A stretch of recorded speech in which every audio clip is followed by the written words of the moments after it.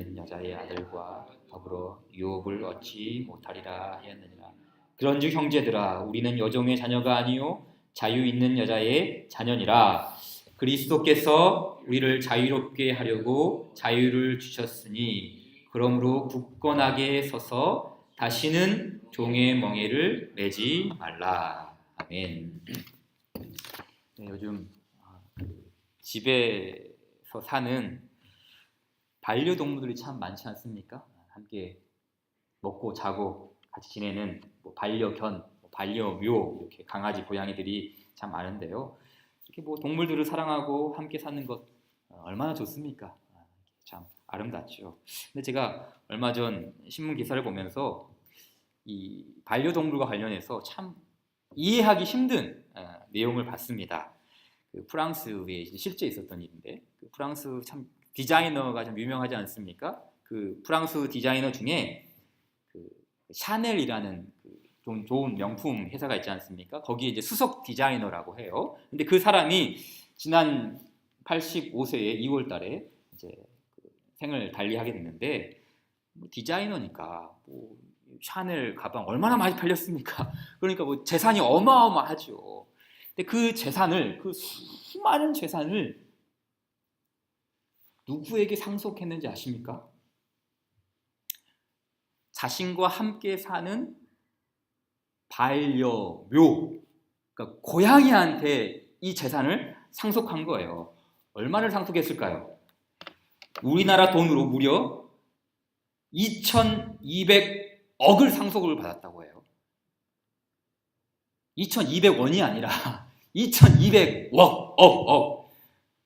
고양이 한 마리가 2,200억을 상속받은 거예요. 대단하죠. 그럴 수밖에 없었던 게 뭐냐면은 이 디자이너에게는 자녀가 없었어요. 만약 자녀가 있었다면 당연히 자녀들에게 이게 유산을 상속을 했겠죠. 하지만 유일한 자녀가 누구였는가? 자기한테는 이 고양이밖에 없다. 그래서 이 고양이에게 유산을 상속을 한 것이죠. 참 어떻게 보면 그럴 수도 있겠다 싶지만 우리 문화에서는 도저히 납득이 되지 않는 일이죠. 이와 비슷하게 아무리 생각해도 우리가 이해되지 않은, 이와 비슷하게 아주 이해가 되지 않은, 우리 너무 당연하게 생각하지만 사실 너무나 당연하지 않은 그런 비슷한 일이 있습니다. 그건 뭡니까? 바로 우리가 하나님의 상속자가 되었다는 거예요.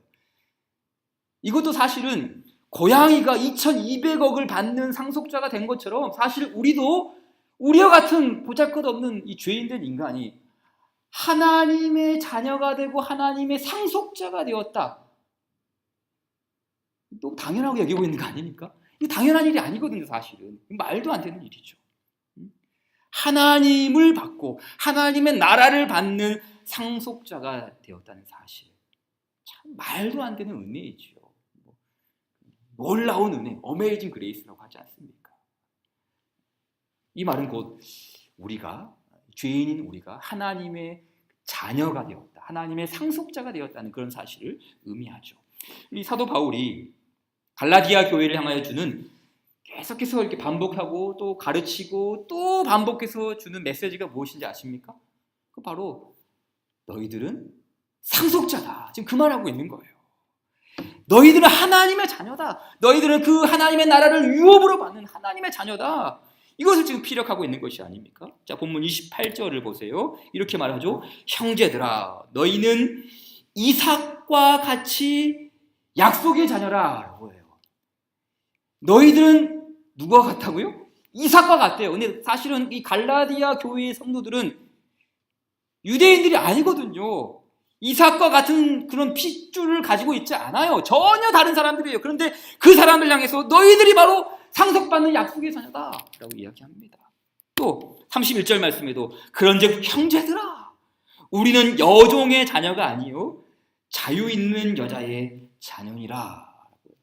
무슨 말씀입니까? 뭘 강조하고 있어요? 누가 하나님의 자녀인가? 누가 상속자가 되는가? 누가 약속대로 유업을 이을 자인가? 그 얘기하고 있는 겁니다. 그래서 너희가 바로 약속대로 유업을 이을 자이다. 교회를 향해 주시는 말씀으로 하고 있는 것이죠. 그래서 오늘 이 말씀과 관련해서 오늘 세 가지를 말씀드리겠습니다. 첫째는 누가 약속의 자녀인가? 누가 약속의 자녀인가? 두 번째는 어떻게 약속의 자녀가 되는가? 그리고 세 번째는 그럼 그 자녀됨의 축복은 무엇인가? 자, 먼저 누가 약속의 자녀일까요? 누가 약속의 자녀가 되는가? 이 부분을 파악하기 위해서는 약속의 자녀가 아닌 사람들을 속아낼 필요가 있겠죠. 먼저 정답을 찾기 전에 오답을 찾는 것도 중요한 방법이죠. 약속의 자녀가 아닌 사람들을 먼저 찾아보는 것이죠. 자, 오늘 본문 말씀을 보면 아브라함에게 두 아들이 있었다고 이렇게 말을 합니다. 자, 4장 22절 한 번만 같이 다시 한번 읽어볼까요? 4장 22절 시작. 기록된 바 하나는 자유 있는 여자에게서. 자, 여기 보세요. 먼저 두 아들이 있으니 아브라함에게 두 아들이 있다. 이거 다 아시죠? 누가 누구죠? 이스마엘과 이삭이죠. 그렇죠? 아브라함의 두 아들은 이스마엘과 이삭입니다. 그런데 이 두 사람은 하나는 여종에게서 났다. 이 여종은 이스마엘의 모친인 하갈이라는 여인이고요. 또 하나는 자유 있는 여자에게서 났다라고 했는데 이 사람은 이삭의 모친인 사라라고 하죠. 이렇게 근데 이 말씀을 보게 되면은 이름을 언급하지 않고 두 가지 참 특별한 표현을 썼어요. 하갈에게는 종, 하갈은 종이다라고 했어요. 그리고 사라에게는 자유라고 했어요. 자유 있는 여자라고 했어요. 이 두 가지 표현, 이 종이라는 표현과 자유라는 이 표현을 끌어와서 지금 바울이 나름대로 지금 설명을 하고 있는 거예요. 그래서 23절 말씀도 볼까요? 한번 같이 다시 한번 읽읍시다. 시작. 여종에게서는 육체를 따라 낳고 자유 있는 여자에게서는 약속으로 말미암았느니라 라고 했어요. 자, 여종에게서는 이 표현이 중요해요. 육체를 따라 낳다. 이 하갈 종인데 이 종은 육체를 따라 이스마엘을 낳았다라고 하죠. 이 말은 인간의 생육법에 의한 출생을 의미하기도 하지만 또 어떤 의미가 있습니까? 육체를 따라 낳았다. 종이 육체를 따라 낳았다. 이 말은 인간적인 노력을 말하는 거예요. 인간적인 노력. 그러니까 하나님을 의지하지 않고 사람의 방법으로 이렇게 하려고 하는 것이죠. 그래서 창세기의 그 문맥을 보게 되면은 하나님 분명히 약속하셨는데 아브라함이 이거는 내 힘으로, 내가 내 열심으로 한번 내 자녀를 낳아볼 거야. 그러니까 하나님의 방법이 아니라 사람의 방법을 지금 말씀하고 있는 것이죠. 다른 말로 이건 뭐예요? 불신앙이거든요. 불신앙. 하나님을 믿지 못한 것입니다. 그래서 이 이스마엘은 육체를 따라 낳았다라는 이 말이 육신적으로 태어났다라는 말도 있고 인간의 노력으로, 인간의 행위로 이렇게 태어났다는 그런 의미도 있는 것이죠. 반면 그럼 이삭은 어떻습니까?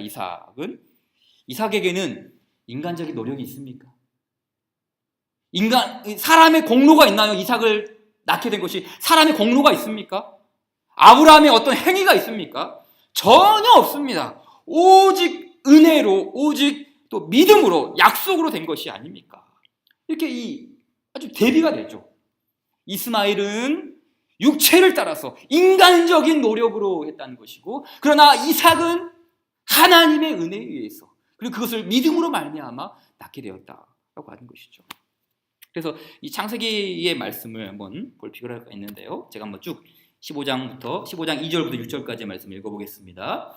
아브라함이 이르되 주 여호와여 무엇을 내게 주시려 하나이까? 나는 자식이 없사오니 나의 상속자는 이 다메섹 사람 엘리에셀이니이다. 아브라함이 또 이르되 주께서 내게 씨를 주지 아니하셨으니 내 집에서 길린 자가 바로 이 엘리에셀 종을 말하는 것이죠. 내 상속자가 될 것이니라. 여호와의 말씀이 그에게 임하여 이르시되 그 사람이 네 상속자가 아니라 네 몸에서 날 자가 내 상속자가 되리라 하시고 이삭을 말하는 것이죠. 그를 이끌고 밖으로 나가 이르시되 하늘을 우러러 묵별을 셀 수 있나 보라. 또 그에게 이르시되 내 자손이 이와 같으리라. 아브라함이 여호와를 믿으니 여호와께서 이를 그의 의로 여기시고라고 했어요. 앞으로 이삭을 줄 바로 그 말씀을 주시면서 아브라함이 그것을 믿으니 여호와께서 그것을 아브라함의 의로 여기셨다라고 하죠. 이 말씀이 갈라디아 말씀에 그대로 나오죠. 아브라함이 하나님을 믿음에 그것을 그에게 의로 정하셨다 함과 같으니라라고 했어요. 따라서 이 갈라디아서 4장 23절에 나오는 이 말씀은 두 가지를 지금 대조하고 있는 거예요. 여종에게서는 육체를 따라 났다. 그리고 자유 있는 여자 이 사라를 통해서는 약속으로 말미암았느니라. 이 육체는 뭘 말하는 거예요? 율법을 말하는 거예요. 율법. 인간의 행위, 인간의 공로, 인간의 어떤 업적 이걸 통해서 이스마엘이 나타났다라는 것이죠. 반면 약속으로 말미암았다는 뭐예요? 율법이 아니라 복음, 주의 은혜, 믿음, 하나님을 믿음, 예수 그리스도를 믿는 믿음. 지금 이 두 가지를 비교하면서 지금 사라라는 사람과 하갈이라는 여종을 대비해서 지금 이 이야기를 하고 있는 것이죠.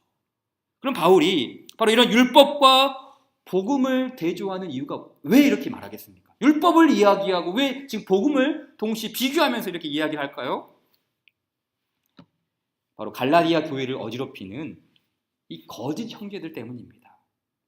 그들은 유대인들이거든요. 갈라디아 교회에 은근히 들어와서 자꾸 교란하고 바울이 전한 복음은 그거 가짜다 라고 하는 이 사람들은 유대인들이에요. 그렇기 때문에 유대인이기 때문에 자신이 누구의 자손이라 그럴까요? 우리는 아브라함의 후손이다. 우리는 아브라함의 자손이다. 우리가 아브라함의 피를 정통으로 이어받았다.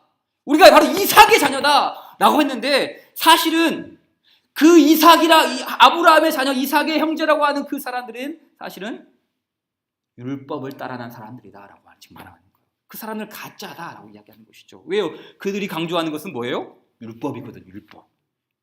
그리스도만으로는 안 된다. 할례를 행해야 된다. 계명을 지켜야 된다. 뭔가 우리가 업적을 쌓아야 된다.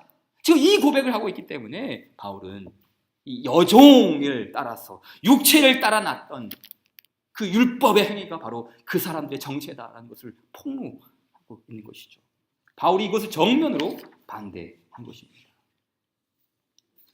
자, 정리해 볼까요? 어떤 사람들이 약속의 자녀가 아닙니까? 분명하죠.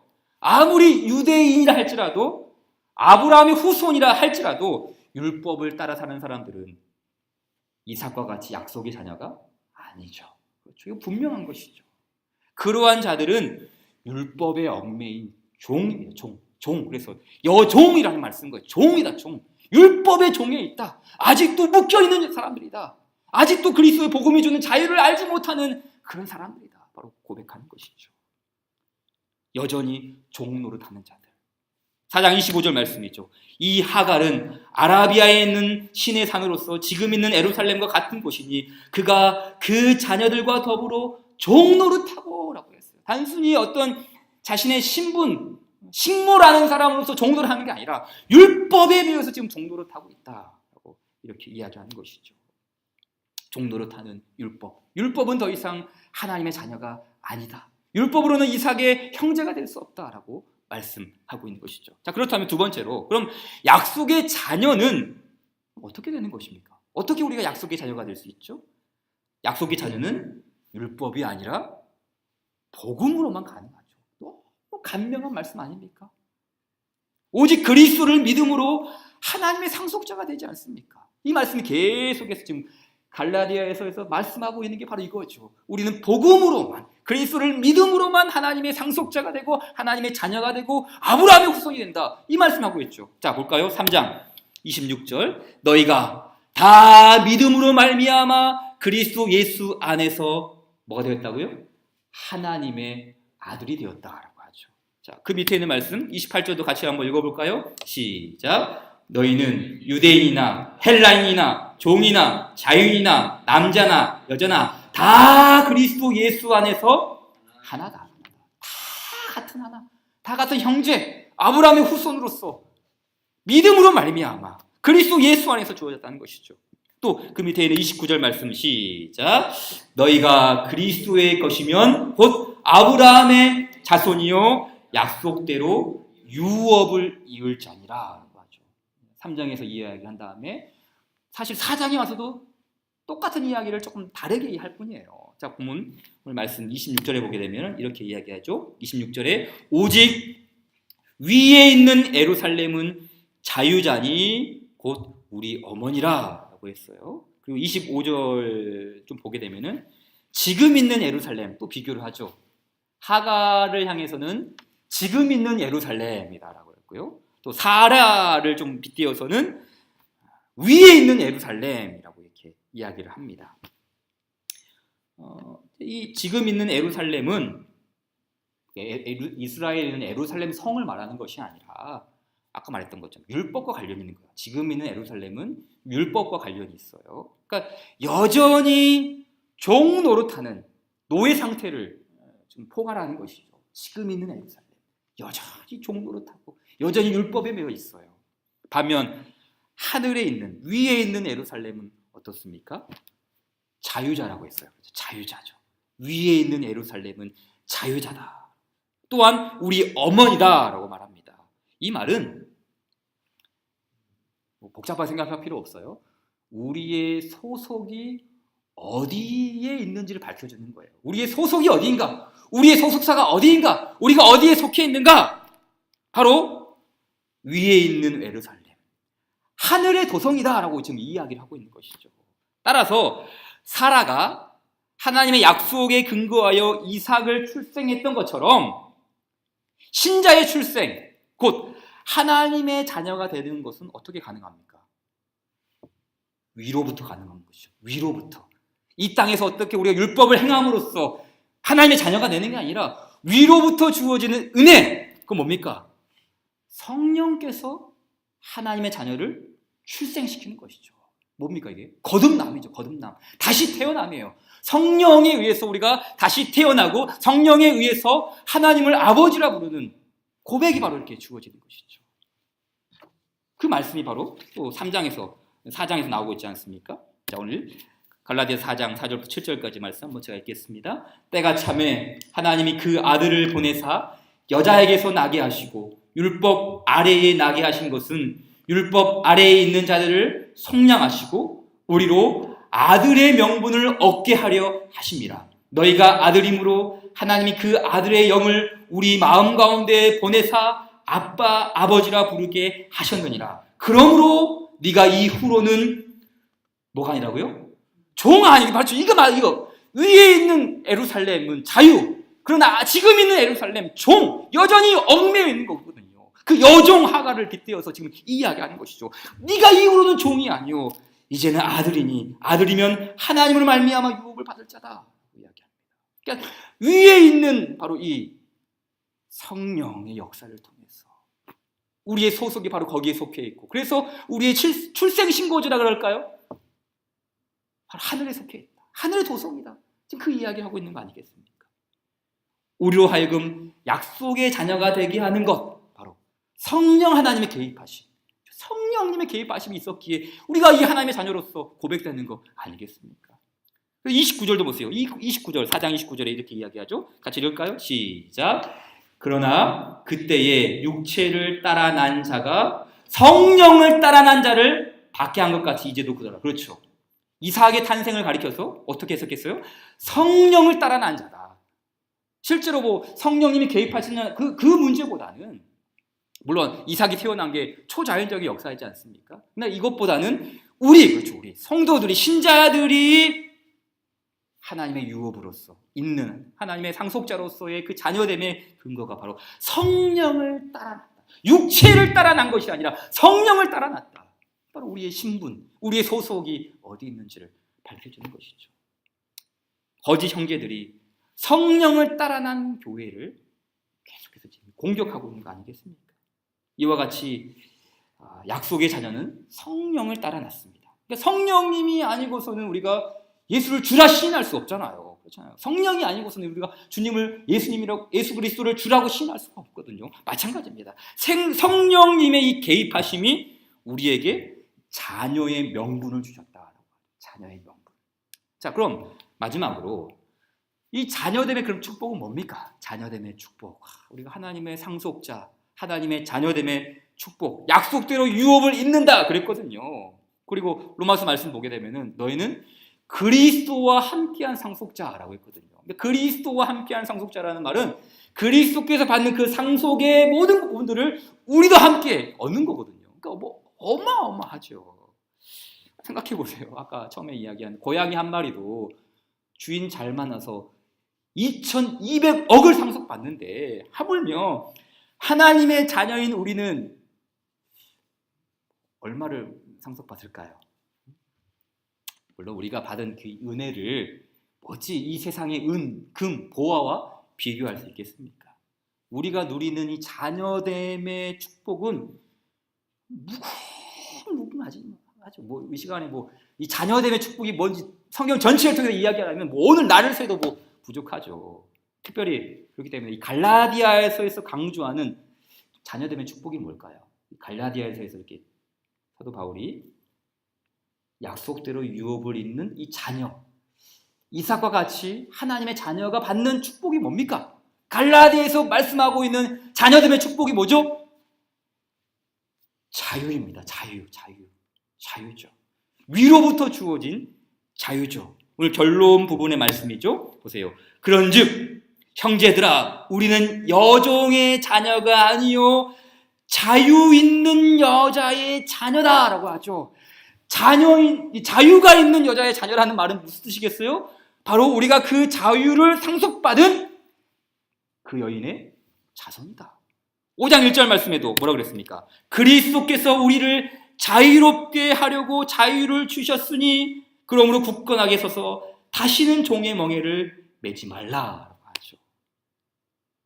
우리가 받은 자유를 가리켜서 그리스도께서 이루신 자유, 그리스도께서 이루신 자유예요.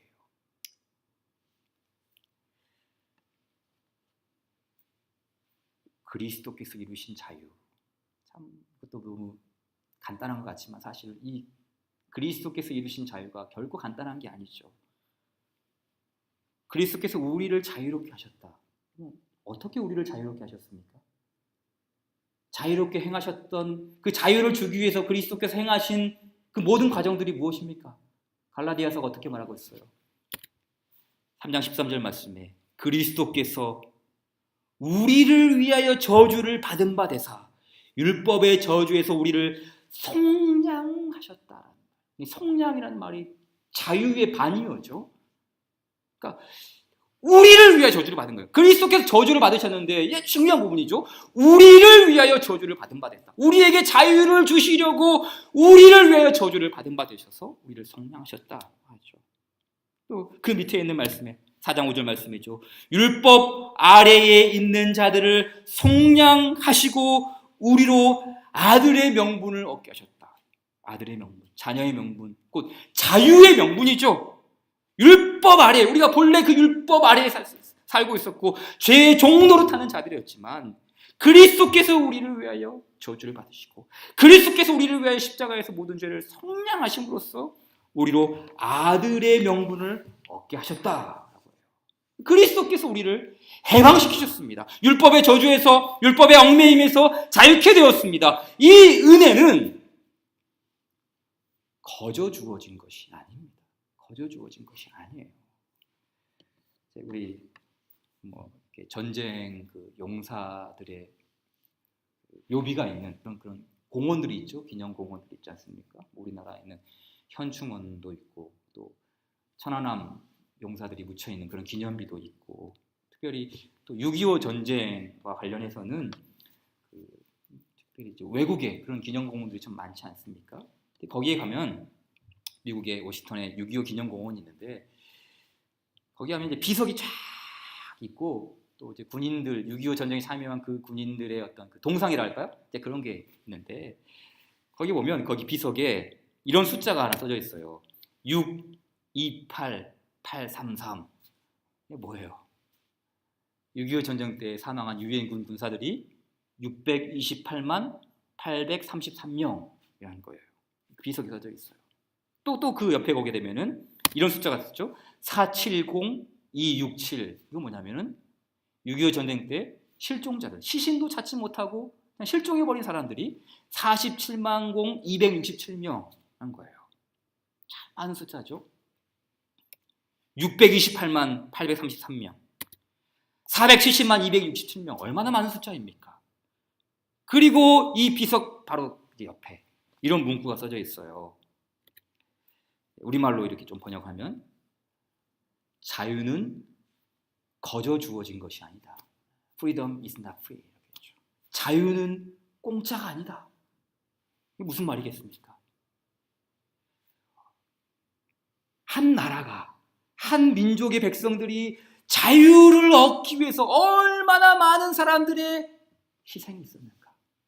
600만 명이 넘는, 60만 명이 넘는 사람들, 40만 명이 넘는 사람들이 실종되고 그런 숭고한 사람들의 희생과 헌신이 있었기에 자유가 주어진 것이 아니냐. 그러기에 자유는 freedom is not free. 거저 주어진 것이 아니다. 이건 그리스도께서 이루신 자유, 그리스도께서 우리에게 주신 자유, 거저 주어진 것입니까?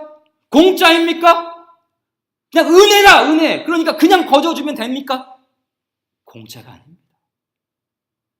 그래서 성경은 어떻게 말합니까? 아까 봤던 말씀이죠.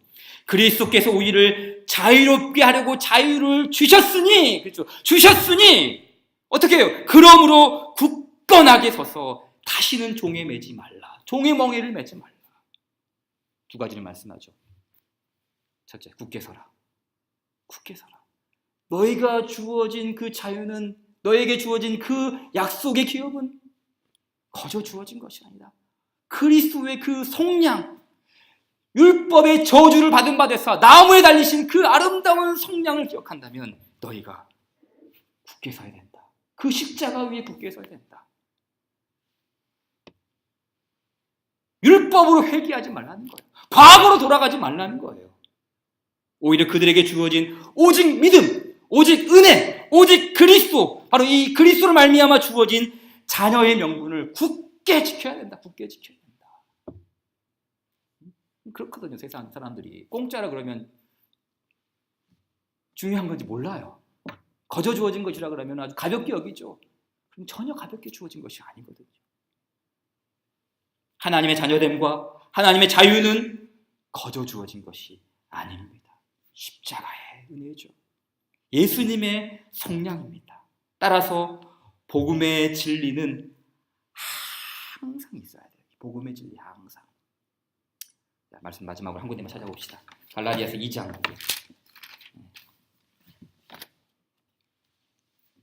갈라디아서 2장 4절 볼까요? 4절. 갈라디아서 2장 4절. 이는 가만히 들어온 거짓 형제들 때문이라. 그들이 가만히 들어온 것은 그리스도 예수 안에서 우리가 가진 자유를 엿보고 우리를 종으로 삼고자 한다는 말은 사람의 종이 아니라 율법의 종으로 삼고자 한 것이죠. 그래서 5절 말씀이 어떻게 말합니까? 시작. 그들에게 우리가 한시도 복종하지 아니하였으니 이는 복음의 진리가 항상 너희 가운데 있게 하려 함이라. 아멘. 그렇죠. 이거 현재거든요. 현재 복음의 진리가 항상 너희 가운데 있게 하려 함이라. 이 말씀이 바로 이거죠. 5장 1절 말씀. 굳건하게 서서 다시는 종의 멍에를 매지 말라. 어떻게 해요? 그리스도의 복음의 진리가 항상 너희 가운데 있어야 된다. 항상 있어야 된다. 조금 더 틈을 주어서는 안 된다. 그러니까 이 복음의 말씀, 이건 생물이거든요. 생물. 복음은 생물이에요. 죽은 것이 아닙니다. 항상 살아있어야 돼요. 우리 안에서 역사하는 복음, 우리 안에서 살아 움직이는 진리, 이 은혜가 항상 살아있어야 합니다. 그래서 우리의 소속인 바로 위에 있는 예루살렘, 우리의 출생지인 하늘의 예루살렘, 이 도성, 이 하늘의 도성을 향해서 우리가 항상 우리 가운데서 이 복음의 진리가 항상 있고 살아 움직이면서 이 도성을 향해 순례할 때도 거짓된 것들이, 어둠의 영들이 우리를 자꾸만 끌어가거든요. 자꾸만 함정을 파거든요. 아니요. 그럴 때마다 복음의 진리가 항상 살아있는 영혼들은 움직이거든요. 생물이거든요. 죽은 것이 아니거든요. 복음의 진리가 항상 살아서 우리가 이 하늘의 도성을 향해 순례할 때 어떤 어려움이 와도 점프해 나가는 것이죠. 이겨내는 것이죠. 장애물이 와도 넘어갈 수 있는 힘이 그리스도 예수님으로부터 주어지는 거 아니겠습니까? 여러분, 복음, 진리, 이 은혜가 항상 생동감 있게 살아있어서 우리 하늘에 있는 예루살렘을 향해 아름답게 믿음으로 나가는 우리 모두가 되기를 예수님의 이름으로 축원드립니다. 우리 주신 말씀 기억하면서 249장 찬송합시다. 249장. 주 사랑하는 자 다 찬송할 때에 그 보좌 앞에 둘러서 큰 영광 돌리세. 저 밝고도 묘한 시온성 향하여 가세. 우리 소속 우리의 위에 있는 예루살렘, 바로 이 시온성 향하여 하나님의 자녀된 자들이 함께 나아갑니다. 주 사랑하는 자 다 찬송할 때에 그 보좌 앞에 둘러서 그 보좌 앞에 둘러서 큰 영광 돌리세. 큰 영광 돌리세. 저 밝고도 묘한 시온성 향하여 가세. 내 주의 찬란한 성에 찬송하며 올라가세. 주 믿지 않는 자 다 찬송 못하나. 하나님 자녀된 자들, 하나님 자녀된 자들 그 기쁨 전하세. 그 기쁨 전하세. 저 밝고도 묘한 시온성 향하여 가세. 내 주의 찬란한 성에 찬송하며 올라가세. 저 하늘 황금길 나 올라갈 때에 시온성 언덕 위에서 시온성 언덕 위에서 수많은 천사들 날 인도하리라. 저 밝고도 묘한 시온성 향하여 가세. 내 주의 찬란한 성에 찬송하며 올라가세. 내 눈물 다 씻고 늘 찬송 부르리. 저 임마누엘 주 앞에 저 임마누엘 주 앞에 나 영광 누리리. 나 영광 누리리. 저 밝고도 묘한 시온성 향하여 가세. 내 주의 찬란한 성에 찬송하며 올라가세. 기도합시다. 시간까지 기도할 때 주님, 우리에게 이 복음의 진리가 항상 살아있어서 우리 가운데에 있게 하여 주시옵소서. 우리 가운데에 넘치게 하여 주시옵시고 우리 가운데에 살아 움직이는 복음, 진리, 그리스도 예수의 말씀이 되게 하여 주시옵소서. 기도합시다. 아울러 계속해서 우리 가정 위에 기도할 때 우리 가정 가운데도 이 복음의 진리가 항상 있게 하여 주시옵소서. 우리 교회에도 복음의 진리가 항상 있게 하여 주시옵소서. 거짓된 것들이, 미혹된 것들이 틈타지 못하도록 우리를 지켜 보호하여 주시옵시고, 우리에게 주신 그 놀라운 자유를 우리가 굳게 붙잡고 나아가는, 주님의 하늘을 향해 나아가는 거룩한 예루살렘 성에 속한 성도들 되게 하여 주시옵소서. 우리가 함께 기도하고 자유롭게 돌아가도록 하겠습니다. 기도합시다. 살아계신 하나님 아버지, 감사합니다. 아버지 하나님, 오늘 또 우리에게 주신 아버지 이 자유의 은혜를 감사하며 찬송하며 하나님 앞에 나아가기를 소망하옵나이다. 아버지 하나님, 주께서 주시는 이 귀한 은혜, 그리스도께서 우리를 자유를 주시려고 아버지 하나님 우리에게 모든 것 허락하여 주시고, 아버지 성량하시고 율법의 저주를 받은 바 되사 하나님 우리 주님께서 이 모든 것들을 이루어 주셨음을 고백합니다. 주님이여, 주님께서 우리에게 주신 이 자유, 아버지 우리가 굳건하게 서서 다시는 종의 멍에를 맺지 않고 다시 어두움으로 돌아가지 아니하고, 아버지 다시 헛된 것으로 돌아가지 아니하고 옛 생활로 돌아가지 아니하고 옛 삶으로 돌아가지 아니하고 오직 이 복음 위에 서서 살아 움직이는 자유로 설 수 있도록 도와주시옵소서. 아버지여, 우리가 하나님 받은 복음, 우리에게 주어진 이 복음이 살아있는 복음 되게 도와주시옵소서.